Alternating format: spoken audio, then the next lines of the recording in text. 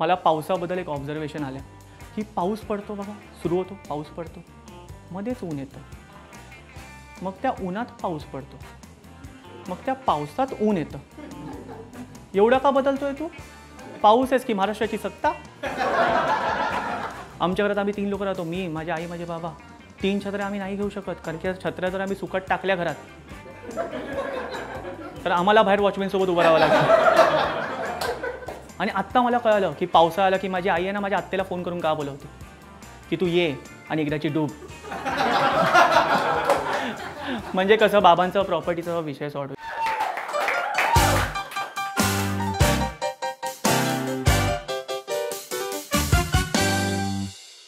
नमस्कार, माझं नाव आदित्य आहे आणि मी तुम्हाला एक शॉर्ट स्टोरी सांगतो.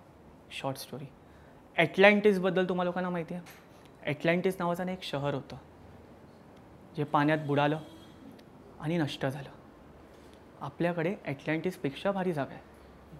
हिंदमाता ऐकली तुम्ही?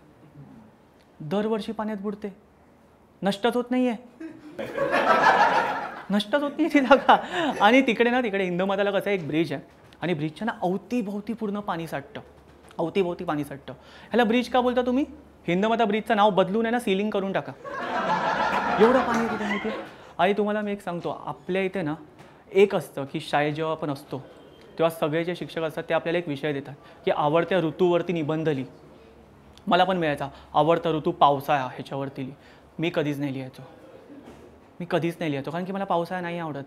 माझे सर मला ओरडायचे की तू का निबंध नाही लिहित आहे, तुझ्या बाजूचा पोरगा बघ, तो 2-2 पानाचा निबंध लिहितो पावसाळ्यावर. मी बोललो सर तो विदर्भाचा आहे. सर बोलतात मग काय झालं? मी बोललो सर जे आपल्याकडे नसतं ना त्याची आपल्याला खूप जास्त हौस असते. तुम्ही मला सांगा मोठ्या घराबद्दल लिही. आत्ता लिहीन मी. पूर्ण महाराष्ट्रामध्ये पाणी जेव्हा तुमतं ते एवढं असतं. मुंबईत एवढं असतं. म्हणजे जर समजा 5 फुटाच्या खालची उंचीचा जर कोण माणूस असेल त्याला डायरेक्ट जलसमाधी. आणि आत्ता मला कळलं की पावसाळा आला की माझी आई आहे ना, माझ्या आत्तेला फोन करून का बोलवते की तू ये आणि एकदाची डूब. म्हणजे कसं बाबांचा प्रॉपर्टीचा विषय सॉर्ट होईल ना. आणि ना मुंबईकरांना ना एक हौस असते, पाऊस आला हे आला ना की मुंबईकर एकदम असे खुश होतात की चला आपण मरीन ड्राईव्हला जाऊ. होत असेल ना तुमच्यापैकी कोण होत असेल, बरोबर? मरीन ड्राईव्हला जाऊ, मस्त समुद्र बघू, मस्त मका खाऊ गरम गरम.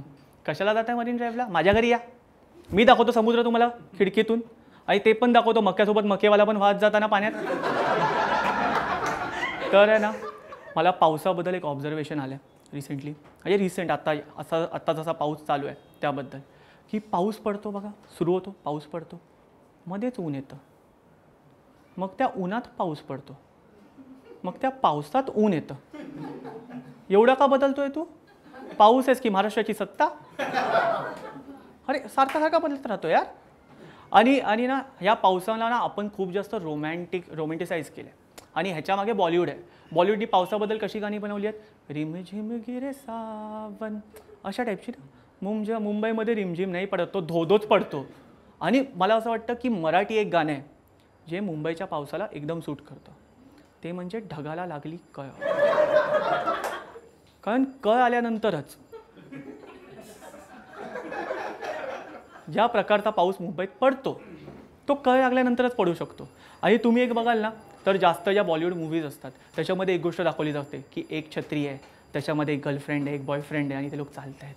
किती रोमॅन्टिक वाटतं बघायला. माझा पण असा विचार होता की छत्री घेईन, बाजूला गर्लफ्रेंड असेल, एका छत्रीत आम्ही चालत जाऊ. मुंबईचा पाऊस एवढा हरामी आहे.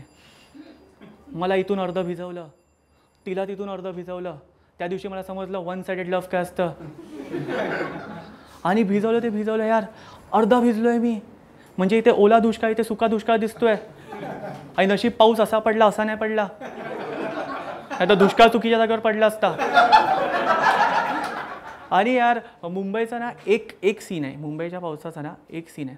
जेवढा तो आपल्याला रोमॅन्टिक वाटतो, जेवढा तो आपल्याला छान वाटतो ना, तेवढं तुम्ही मुंबईच्या पावसात रस्त्यावर नाही चालू शकत. कोणती गाडी येऊन तुमचा वॉटर किंगडम करेल हे तुम्हाला कळणारच नाही. आणि तुम्ही फुटपाथवर पण नाही चालू शकत. म्हणजे तुम्ही साईडनी वाचाल पण दुकानाच्या पडणाऱ्या पाण्याने तर तुम्ही भिजणारच आहात. आणि त्यात इरिटेटिंग गोष्ट काय, तर पुढचा जो चालतोय त्याच्याकडे छत्री आहे, तुमच्याकडे छत्री आहे, तुमच्या मागच्याकडे छत्री आहे, म्हणजे दोघं मिळून तुमच्या छत्रीला छत्री आपटतायत. मी माझ्या छत्रीबद्दल खूप पॉझिटिव्ह आहे. मला नाही आवडत कोणी छत्रीला छत्री मारलेली माझ्या, मला सहनच नाही होते. म्हणून मी काय करणार आहे, तारा काढून आहे ना ब्लेड लावणार आहे यावर्षी माझ्या छत्रीला.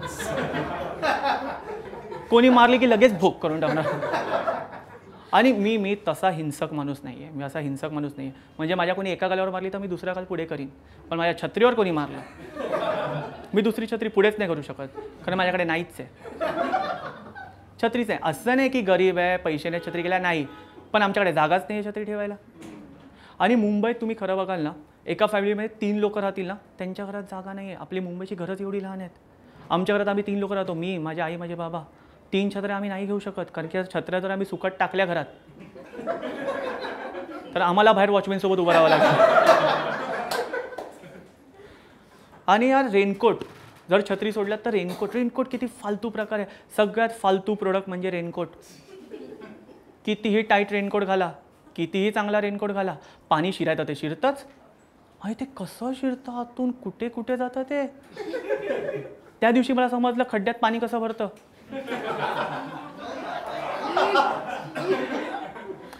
खड्ड्यांवरनं आठवलं BMC आहे आपल्याकडे. आपण दरवर्षी BMCला शिव्या घालतो की यार तुम्ही लोक खड्डे नाही भरत, पावसाळ्यात तुम्ही खड्डे नाही भरत. का शिव्या घालतो? आपल्याकडे आपली अपेक्षा काय की BMCने खड्डे भरावे, बरोबर. पावसाळ्यात भरतातच आहेत ना, फक्त पाण्याने भरतायत, ॲट द एंड भरतायत. मोटिव्ह तर पूर्ण होतोय. आणि माझ्याकडे ना, मी खरं बोलू, ह्या एवढ्या जोक्समध्ये ना मी रिक्षावरती एक पण जोक नाही लिहिला, कारण पाऊस आला की रिक्षावाले नाही बोलायला पण थांबत नाही. तो त्यांना स्वतःची घाई लागली आहे वेगळी. आणि मुंबईत खरं बघायला तुम्ही 2 प्रकारचे पाऊस पडतात, एक बोरवली डोंबिवली साईडला, एक आपल्या साईडला. म्हणजे दोन्हीकडे हिरवळ असते. त्यांच्याकडे झाडांची वगैरे हिरवळ, आपल्याकडे बिल्डिंगला लागलेल्या शेवायाची हिरवळ. हिरवळ दोन्ही साईडला आहे. त्यांच्याकडे बोरवली नॅशनल पार्कमध्ये मोर नाचत आहेत, आपल्या इथे इंस्टाग्रामला रील बनवायला मोरे काका नाचत आहेत.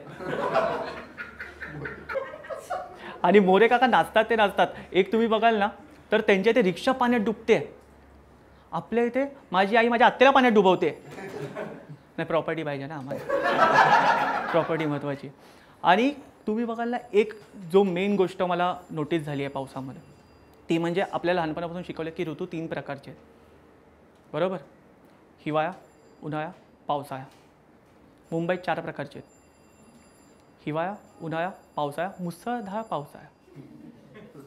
हा मुसळधार पावसाळा जो आहे ना, तो जुलैमध्येच पडतो. आणि हा जर पडला तर न्यूज चॅनलवाले वेडेच होतात.